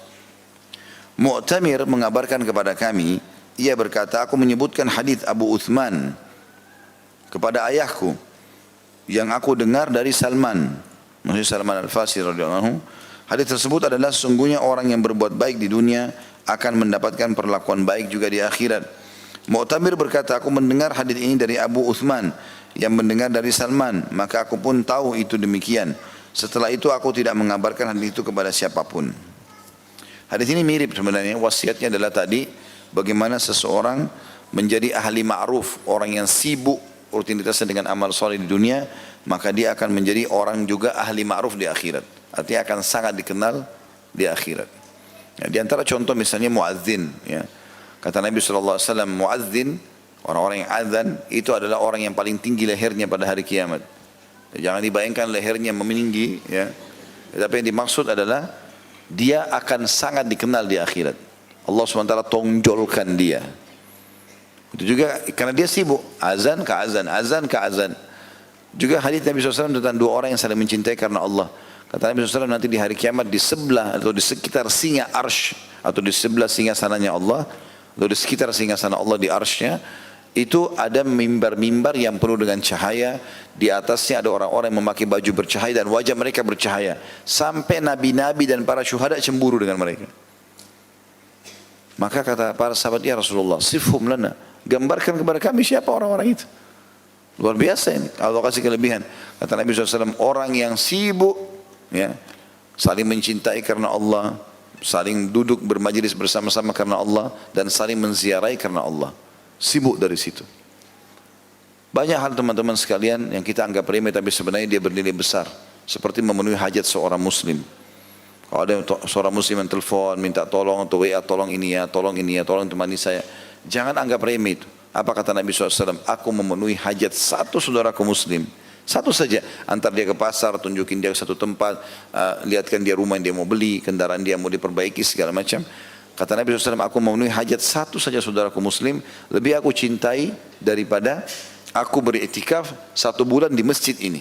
Ditunjuklah masjid beliau alaihissalam. Beliau tunjuk masjid beliau. Iktikaf di Masjid Nabawi teman-teman, artinya mengikat diri 5 waktu solat, selain juga solat-solat sunnah, duhanya, solat tahiyat masjid, solat wudu, solat tahajudnya. Semua ini iktikaf, mengikat diri. Pahalanya 1 kali solat 1000. Kalau berjamaah dikali 25 kali lipat, diangkat 27 derajat gitu kan. Sebulan itu luar biasa. Kalau sehari saja kita punya 1 pahala sholat wajib 1000 di Masjid Nabawi, berarti kita punya 5000 pahala subuh, duhur, asar, maghrib, isya. Kalau sendirian, kalau berjamaah dikali 25 kali lipat, dikali sebulan itu luar biasa pahalanya. Tapi Nabi SAW memberikan kita kata kunci, apalagi yang tidak tinggal di Madinah. Kalau aku penuhi hajat satu saya saudaraku muslim, lebih aku cintai daripada itikaf di masjid ini 1 bulan.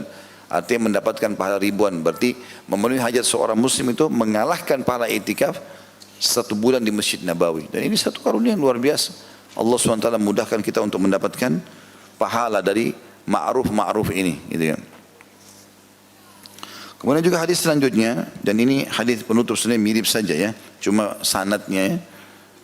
Yang kata Nabi SAW, yang ini katakan Imam Bukhari berkata, haddathana Musa qal haddathana Abdul Wahid an Asim an Abi Uthman qala Rasulullah SAW mithlu. Musa mengabarkan kepada kami, kata Imam Bukhari rahimahullah, ia berkata Abdul Wahid mengabarkan kepada kami dari Asim dari Abu Uthman, Rasulullah SAW bersabda seperti hadis sebelumnya. Jadi ini semua inti bahasan beberapa hadis ini, bagaimana kita menunggangi dunia untuk mendapatkan yang terbaik di akhirat. Dan harus selalu kita jadikan rutinitas kita amal soleh ke amal soleh dan jauhi kemungkaran. Sekali berbuat beristighfar kepada Allah, jangan ulangi. Karena sekali melakukan kemungkaran dan berulang-ulang akan mendatangkan juga efek daripada hukuman itu, baik di dunia maupun di akhirat. Ya. Baik, pasal 100 atau bab 115, setiap kebaikan adalah sedekah. Hadis yang pertama nomor 224, Imam Bukhari berkata rahimahullah, Ali bin Ayyash mengabarkan kepada kami, ia berkata, Abu Ghassan mengabarkan kepada kami, ia berkata, Muhammad bin Al-Munqadir mengabarkan kepadaku, An Jabir bin Abdullah radhiyallahu anhuma, yang kita mengatakan radhiyallahu anhuma karena Jabir dan ayahnya dua-dua sahabat, Anin Nabi sallallahu alaihi wasallam qala kullu ma'rufin sadaqah. Dari Jabir bin Abdullah radhiyallahu anhu dari Nabi sallallahu alaihi wasallam, beliau bersabda, setiap perbuatan baik adalah sedekah. Kandungan hadis, dalam hadis ini terdapat anjuran agar tidak meremehkan satu atau suatu perbuatan baik. Karena setiap kebaikan yang dilakukan dan diucapkan oleh seseorang tercatat baginya sedekah. Hadis ini ringkas, padat, dan ini termasuk dalam jawami'il kalim namanya. Salah satu kelebihan yang Allah berikan kepada Nabi SAW, beliau punya jawami'il kalim. Apa itu jawami'il kalim? Jawami'il kalim ini kalimat-kalimat ringkas tapi punya makna luas. Kalimatnya sederhana. Kullu ma'ruf sadaqah. Semua perbuatan baik yang kamu lakukan akan dicatat sebagai sedekah, maksudnya jadi pahala. Ya, sebagian ulama mengatakan bisa dua makna. Akan dapat pahala dari amalmu itu, misalnya bakti sama orang tua, jenguk orang sakit, itu akan dicatat pahala sendiri. Dan ditambah plus pahala sedekah. Allah SWT akan nilai juga itu pahala. Jadi dia dapat double pahala. Jenguk orang sakit dapat pahala jenguknya, dapat juga pahala sedekahnya. Dianggap itu sedekah di jalan Allah SWT. Bagaimana nilainya itu Allah lebih tahu. Maka semua perbuatan yang ma'ruf Allah nilai dengan sedekah.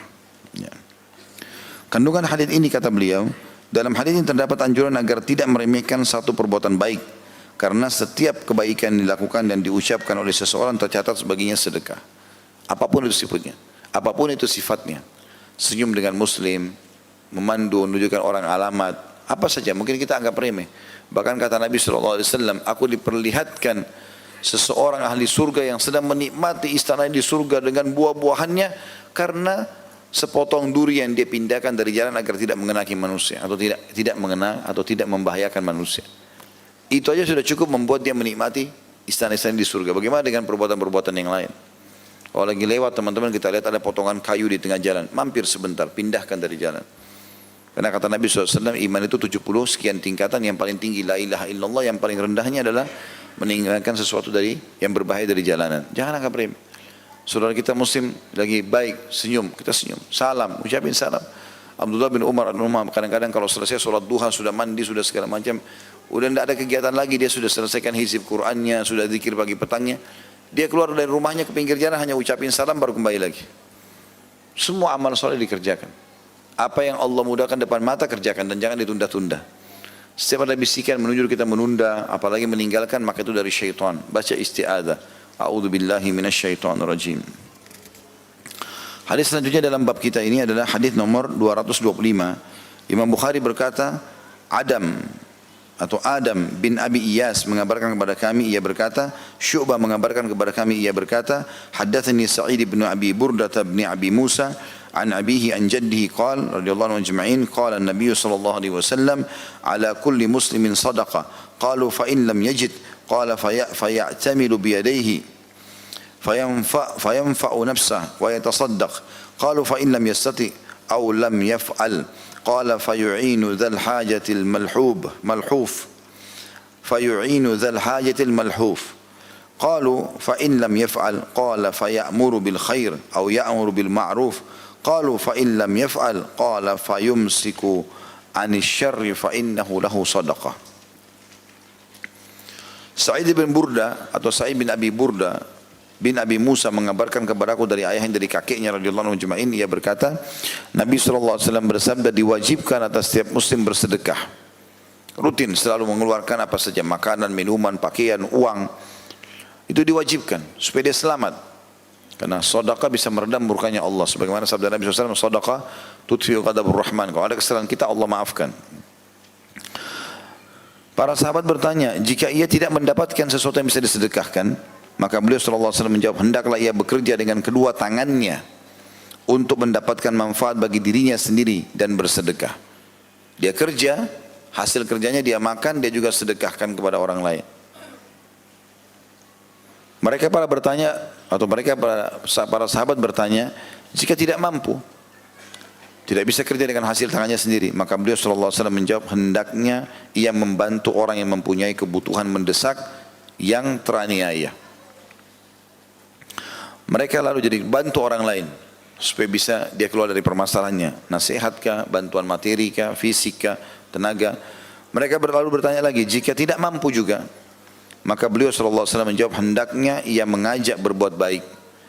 Maka mereka menjawab lagi, bertanya lagi, jika tidak mampu juga ya Rasulullah, artinya sangat lemah orang ini, maka beliau SAW menjawab, hendaknya ia menahan diri dari keburukan, sesungguhnya itu adalah sedekah baginya. Dia tidak buat dosa saja, itu sudah sedekah. Tadi kalau dia bisa bantu orang lain, dinasihati segala macam, bagus. Kalau dia tidak bisa, berarti kalau dia tahan diri dari keburukan saja sudah cukup, itu adalah sedekah. Kandungan hadis ini, yang pertama, dalam hadis di atas terdapat dorongan agar bekerja dan berusaha serta berbuat baik jika memungkinkan. Yang kedua, keutamaan mengulurkan tangan dan menolong orang-orang yang mengalami kesulitan dan membutuhkan. Kalau poin pertama tadi, tentu ini adalah etos kerja dalam Islam ya. Maksudnya motivasi yang sangat besar dalam Islam untuk bekerja. Islam tidak menyuruh kita menjadi orang miskin, orang susah. Kecuali kalau memang sudah begitu, kita sudah berusaha, Allah tetap kasih begitu ya sudah. Tapi kalau tidak, kita disuruh bekerja, bergerak. Ya, Islam menyuruh kita menjadi orang yang mampu bergerak supaya kita bisa bersedekah, bisa berjihad, bisa segala macam yang kita lakukan. Yang kedua tadi keutamaan mengulurkan tangan dan menolong orang-orang yang mengalami kesulitan dan membutuhkan. Ya, sebagaimana Nabi SAW mengatakan, engkau bertasbih sedekah, engkau bertahlil sedekah, bilang subhanallah, la ilaha illallah sedekah. Engkau bertakbir adalah sedekah. Ya. Engkau menyeru kepada kebaikan sedekah, melarang dari kemungkaran adalah sedekah, dan engkau menolong saudaramu muslim dengan mengangkat barang-barangnya ke tunggangannya adalah sedekah. Semuanya dinilai pahala oleh Allah SWT. Kita lihat teman kita bawa kresek banyak, berat, kita bantuin misalnya, itu sudah sedekah. Yang ketiga, keutamaan tidak berbuat kejahatan karena ingin memperoleh ridho Allah Ta'ala. Keutamaan tidak berbuat kejahatan karena ingin memperoleh ridho Allah Ta'ala. Jadi bagaimana kita meninggalkan keburukan saja, tidak jadi ganggu orang, tidak jadi bermaksiat, kita batalkan, itu sudah cukup untuk mendapatkan pahala. Yang keempat, istilah sedekah dapat disematkan pada berbagai bentuk perbuatan baik. Semua perbuatan yang baik bisa dihitung sedekah. Ya, kita buat apapun adalah sedekah. Walaupun tadi saya bilang ada juga makna ulama hadis bilang, kalau orang berbuat kebaikan seperti ini, Allah kasih pahalanya. Misalnya bakti sama orang tua, jenguk orang sakit, baca Quran. Tapi semua perbuatan baik ini Allah kasih lagi nilai seakan-akan ini sedekah semuanya. Maka ada double-double pahala yang bisa didapatkan dalam masalah seperti ini. Hadis selanjutnya, ya, saya tidak mengulangi lagi untuk memberikan pelajaran lain karena ini sudah terulang ya, hampir tadi terulang semuanya. Adalah hadis nomor 226, Imam Bukhari berkata, Musaddad mengabarkan kepada kami, ia berkata, Yahya mengabarkan kepada kami dari Hisham bin Urwah, ia berkata, ayahku mengabarkan kepadaku bahwa Abu Marwah Al-Ghifari mengabarkan kepadanya, anna Abu Dharrin akhbarahu radhiyallahu anhu annahu sa'ala Rasulullah sallallahu alaihi wasallam ayyul a'mali afdal. Qala imanun billahi wa jihadun fi sabili. Qala fa ayyur riqabi afdal.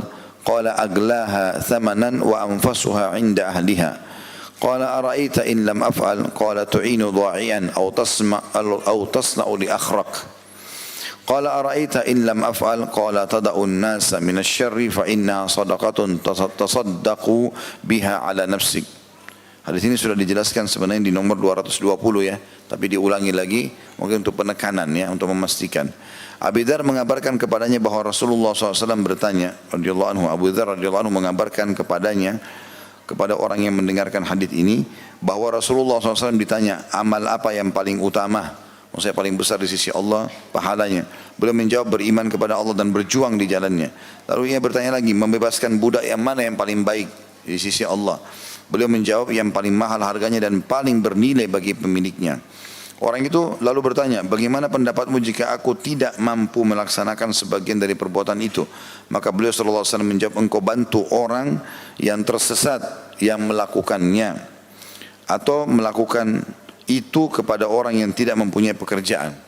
Maksudnya tadi sudah kita jelaskan di hadis yang 220, engkau memberikan pekerjaan kepada orang lain, untuk memberikan ide-ide.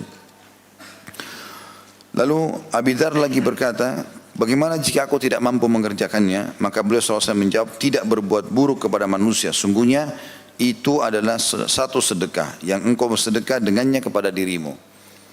Tidak mengganggu orang saja, atau kalau sudah ada niat membatalkan keburukan tersebut, maka sudah dihitung pahala. Ini tentu hadis sudah terulang di hadis nomor 220. Kita tutup dengan hadis ini tentunya, hadis nomor 227 ya. Imam Bukhari berkata, Abu Nu'man mengabarkan kepada kami, ia berkata, Mahdi bin Maimun mengabarkan kepada kami dari Wasil Maula Abu Uyainah, dari Yahya bin Uqail, dari Yahya bin Ya'mar, dari Abu Al-Aswad Ad-Daili, an Abi Dzar radhiyallahu anhu qala, qila ya Rasulullah, dhahaba ahlud duthuri bil ujur, yusalluna kama nusalli, wa yasumuna kama nasum, wa yatasaddaquna bi fuduli a'malihim. Qala alaysa qad ja'ala Allahu lakum ma tasaddaqun inna bikulli tasbihatin wa tahmidatin sadaqah wa bu'di ahadikum sadaqah qila wa fi syahwatihi sadaqah qala law wudi'a fil haram alaysa kana alaihi wizr dzalika in wada'aha fil halal kana lahu ajr. Dari Abi Dzar radhiyallahu anhu dia berkata, dikatakan wahai Rasulullah, orang-orang kaya pergi dengan ganjaran mereka. Jadi orang-orang miskin datang lalu mengatakan, ya Rasulullah, orang-orang kaya telah pergi membawa pahala-pahala mereka. Mereka solat seperti halnya kami solat, artinya pahala solat okelah sama. Dan mereka berpuasa seperti halnya kami puasa. Tapi mereka bersedekah dengan kelebihan harta mereka. Itu yang kami tidak punya. Maka Nabi SAW mengatakan, tidakkah Allah telah menjadikan bagi kalian sesuatu yang kalian sedekahkan? Tanda tanya, sesungguhnya setiap ucapan tasbih, kita bilang subhanallah, selain pahala zikir, pahala sedekah. Tahmid, alhamdulillah, pahala zikir, pahala sedekah. Dikatakan oleh beliau setiap tasbih dan tahmid adalah sedekah. Dan seseorang dari kalian menyetubui istrinya adalah sedekah, melampiaskan syahwat pada yang halal. Maka beliau berkata, atau para sahabat mengatakan, apakah pada syahwatnya itu ada sedekah? Lampiaskan syahwat punya keinginan penikmatan, apakah itu juga ada sedekah? Beliau menjawab, kalau sekiranya diletakkan di tempat yang haram, maksudnya berzina, tidakkah ia menanggung dosa? Begitu, tanda tanya, tentu saja menanggung dosa ya. Begitu pula jika diletakkan pada yang halal, maka baginya pahala. Hadis ini tentu punya beberapa kandungan hadis. Kita baca dulu, baru saya akan titik beratkan beberapa poin tambahan. Yang pertama, hadis di atas menunjukkan boleh berlomba dalam berbagai amal kebaikan. Dan ini dalam hal sifatnya sebagai motivasi saja. Ya, dia lihat temannya puasa, dia juga puasa. Dia lihat temannya baca Quran, dia juga baca Quran. Temannya majelis ilmu datang, dia juga datang dalam majelis ilmu. Itu bersaing dalam hal positif, bukan dengan niat riya, tapi ingin supaya ikut bersama dengan teman atau kerabatnya itu menjadi orang yang baik juga. Yang kedua, hadis tersebut mengisyaratkan bahwa kata sedekah digunakan untuk segala bentuk amal soleh yang dilakukan oleh seseorang. Ini sudah saya jelaskan tadi. Kemudian yang ketiga, keutamaan atau ucapan tasbih subhanallah dan segala bentuk zikir pada umumnya. Karena kata Nabi SAW, maukah aku tunjukkan kepada kalian amalan yang lebih baik daripada kalian bersedekah dengan emas dan perak, lebih baik daripada kalian bebasin budak, lebih baik daripada kalian menyumbang di jalan Allah atau jihad, bahkan lebih baik daripada kalian menebas musuh-musuh kalian dan kalian ditebas oleh musuh-musuh kalian. Maksudnya kalian membunuh mereka dalam keadaan kafir, kalian masuk surga, atau kalian terbunuh mati syahid. Kata para sahabat, tentu ya Rasulullah. Kata Nabi SAW, lisanmu selalu berzikir kepada Allah. Kemudian yang keempat, hadis di atas merupakan dalil dibolehkannya menggunakan qiyasul jali yang dijadikan sandaran oleh para ulama mujtahid dalam berdalil. Ya, artinya bisa memberikan contoh-contoh, ya, perumpamaan-perumpamaan sehingga bisa lebih difahami apa yang dimaksudkan dari tujuan atau dari yang maksud daripada hadis dan ayat. Kemudian yang kelima, dalam hadis di atas terdapat dalil bahwa perkara mubah dapat berubah menjadi ibadah dan ketaatan kepada Allah yang jika diiringi dengan niat yang benar. Jima yang disebutkan dalam hadis, tentu di sini sampai sini titik ya. Artinya dengan hal mubah seperti mandi, makan, tidur, mubah. Tapi kalau orang niatkan ibadah dengan cara makan dan minum bukan cuma sekedar menghilangkan lapar dan dahaga, tapi memang karena ingin merawat tubuh yang Allah amanahkan. Tidur bukan cuma sekedar hilangkan ngantuk dan capek, tapi untuk merawat tubuh yang Allah amanahkan, karena semua itu sinyal dari Allah. Kalau lapar, tubuhmu lagi butuh makanan, minum, tubuhmu lagi butuh cairan. Kemudian kalau ngantuk berarti dan capek atau sakit, ini tubuh butuh untuk istirahat. Maka seseorang bisa mengubah yang mubah menjadi sunnah. Jima atau hubungan biologis yang disebutkan dalam hadis terhitung sebagai ibadah jika dilakukan dengan niat menunaikan hasrat biologis sang istri, mencari keturunan yang soleh atau menjaga kehormatan diri seseorang dan istrinya. Jadi ini poin terakhir yang mesti nanti dititik beratkan dalam bagi orang yang sudah berumah tangga. Tentunya ada hal-hal penting yang harus dia garis bawahi berhubungan dengan masalah ini. Saya bedah dulu hadisnya. Hadis ini dijelaskan oleh Abi Dzar bahwasanya ada orang-orang yang datang lalu mengatakan, wahai Rasulullah, orang-orang kaya pergi dengan ganjaran mereka. Mereka sholat seperti halnya kami sholat dan mereka puasa seperti halnya kami puasa, tapi mereka bersedekah dengan kelebihan harta mereka. Maksudnya potongan ini adalah para sahabat yang miskin yang datang kepada Nabi SAW meminta, ya Rasulullah, ada enggak amalan yang bisa menyaingi sedekahnya orang-orang kaya. Kalau orang-orang kaya kan kami sholat, mereka sholat, berarti sama pahalanya. Kami puasa, mereka puasa. Kami baca Quran, mereka baca Quran. Jadi hampir semua ibadah sama. Tapi mereka punya kelebihan yang kami tidak punya, ya Rasulullah. Mereka sedekah dengan hartanya. Maka seakan-akan mereka mengatakan di sini, ya Rasulullah, ajarkan kami amalan yang bisa kami amalkan, yang bisa mengejar atau minimal menyamai pahala sedekahnya orang-orang kaya. Jadi ini potongan pertama yang kita ambil hadis atau manfaat daripada hadis. Bagaimana orang-orang miskin datang dan semangatnya ingin mendapatkan pahala, kemudian mereka minta agar bisa menyaingi sedekahnya orang-orang kaya. Pelajaran kedua menyebutkan tentang keutamaan sedekah itu sendiri. Ya, bagi orang yang Allah karunia harta, maka jangan pelit, jangan bakhil. Sudah sering kita bahasakan itu. Selalu sedekah. Tidak akan langgeng rumah tangga, tidak akan langgeng persahabatan, tidak akan apapun mendapatkan ridho Allah pun, ya sekalian, sekaligus kecuali seseorang itu suka dermawan atau sedekah. Ini akan bisa membuka pintu-pintu surga, membuka rahmat Allah dari langit sana, membuka cinta manusia karena orang dermawan. Maka diingatkan masalah itu. Sampai orang-orang miskin pun di sini mengeluh, mereka dapat pahala banyak ini karena sedekah.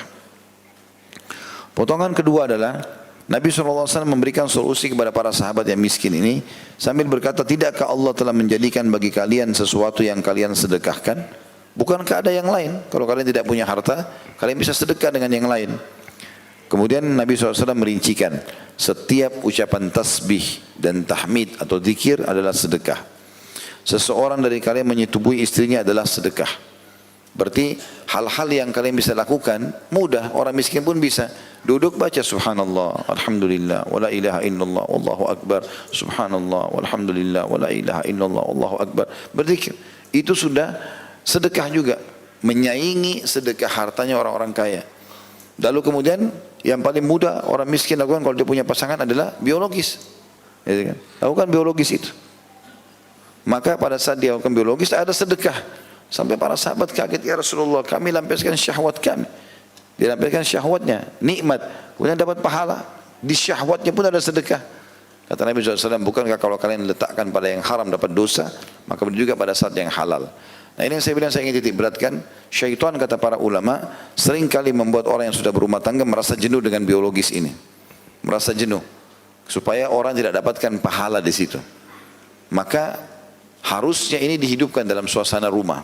Karena beberapa adab-adab yang disebutkan oleh para ulama. Di antara adabnya adalah harusnya suami istri menjauhi hal-hal yang tidak disukai oleh pasangannya. Sehingga jangan membuat dia emosi. Karena kalau dia emosi maka biologis akan terganggu. Dan syaitan akan buat itu. Orang kalau lagi tidak emosi, lagi senang sama-sama, maka biologis juga akan maksimal. Dia akan dapat kenikmatan dan dapat pahala. Kemudian setiap pasangan suami istri berusaha untuk memberikan yang terbaik pasangannya dalam masalah biologis. Ini tidak rancu membicarakan ini dalam syariat. Ya, sebagaimana Nabi SAW mengatakan dalam hadis yang sangat jelas. Kata Nabi SAW, kalau seseorang di antara kalian berada di antara keempat ya, tubuh, potongan tubuh istrinya, maksudnya dua tangan dan dua kakinya, dia akan meletakkan kemaluan di kemaluan saja, dia akan menggaulinya. Maka dia harusnya berijtihad. Ijtihad itu artinya serius melakukan itu dan memuaskan pasangannya. Sampai Nabi SAW ditiberkan itu bagian dari syariat. Ya. Kemudian juga menyiapkan makanan, minuman, ya, pakaian, situasi tempat ya, yang nyaman. Jadi kita konsumsi makanan-makanan, targetnya bukan makanan dan minuman yang banyak kuantitas, tapi berkualitas. Walaupun sedikit tapi berkualitas. Ya. Makan tidak harus banyak. Nabi SAW mengatakan, sesungguhnya hai anak Adam, engkau cukup makan dengan sesuatu yang bisa membuat tulang belakangmu berdiri, tegak. Itu tidak ada hubungannya sama biologis sebenarnya.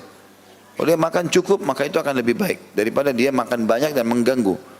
Ya, karena hal-hal ini bisa mengganggu. Sementara biologis adalah bagian dari syariat. Bukan cuma di dunia, di akhirat pun akan diberikan hubungan biologis di surga itu. Sampai kata Nabi SAW, kalian akan melakukan biologis atau seseorang di antara kalian di surga akan diberikan kekuatan 100 orang laki-laki. Gitu kan? Maka ini adalah bagian daripada syariat. Oleh karena itu harus kita hindari. Kemudian teman-teman hindari semua keburukan-keburukan maksiat yang bisa membuat kita jenuh dengan pasangan. Seperti tontonan-tontonan. Banyak orang belajar biologis dari tontonan film porno. Ini salah. Si laki-laki lihat perempuan lebih sempurna daripada istrinya. Si perempuan lihat laki-laki lebih sempurna daripada suaminya. Pada saat mereka biologis pasangannya rangsang tapi yang dibayangkan orang lain. Maka ini merusak biologis itu sendiri. Sementara ini ibadah. Gitu kan? Harusnya dia bisa memahami masalah ini. Ada adab-adab yang lain tentunya membaca doa pada saat sebelum biologis, ya kan? Kemudian tidak berhenti sebelum pasangannya juga selesai, memulainya dengan cumbuan. Ini semua dijelaskan dalam hadis-hadis yang sahih semuanya. Yang pernah kita jelaskan di buku Mahkota Pengantin masalah itu. Kemudian juga termasuk dalamnya adalah mengulanginya, ya, dan pada saat mau mengulangi dimulai dengan wudu. Karena termasuk sunnah Nabi SAW mengulangi biologis itu. Kata Nabi SAW, kalau kalian ingin mengulangi biologis itu maka berwuduklah, karena itu akan lebih memotivasi kalian. Berarti rasa malas ini juga harus dilawan. Baik, mungkin orang selesai biologis sudah agak lemah, itu awalnya. Dia bisa minum, konsumsi madu, konsumsi air putih yang sehat, insya Allah selesai. Ya. Karena sperma bagi laki-laki itu seperti air ludah sebenarnya. Kapan dia keluarkan pun akan selalu ada produksi. Itu bibit manusia, Allah SWT berikan. Begitu juga dengan perempuan. Perempuan Allah SWT bisa berikan dia beberapa kali klimaks, itu karena tujuannya untuk menikmati masalah ini. Dan Nabi SAW mengatakan 3 hal yang tidak dianggap sia-sia, tidak ada dosanya. Salah satunya adalah menghabiskan waktu untuk bercanda dan bercengkrama dengan pasangan. Maka ini bagian daripada syariat kita. Karena banyak sekali saya dengarkan keluhan di pengajian, Ustaz saya sudah 3 tahun tidak disentuh, saya sudah begini dan begitu. Jadi biologis ini kayak sesuatu yang hal tidak penting bagi mereka dalam rumah tangga. Ini clear. Abdullah bin Umar radhiyallahu anhu itu saking menjadikan ini sebagai sebuah ibadah yang besar pahalanya, maka beliau kalau berbuka puasa minum air putih sama kurma, lalu kemudian beliau sholat maghrib kembali langsung biologis sama istrinya, ya. Maka ini bagian daripada syariat. Allahu a'lam. Begitu saja. Subhanakallahumma bihamdika asyhadu an la ilaha illa anta astaghfiruka wa atubu ilaik. Wassalamualaikum warahmatullahi wabarakatuh.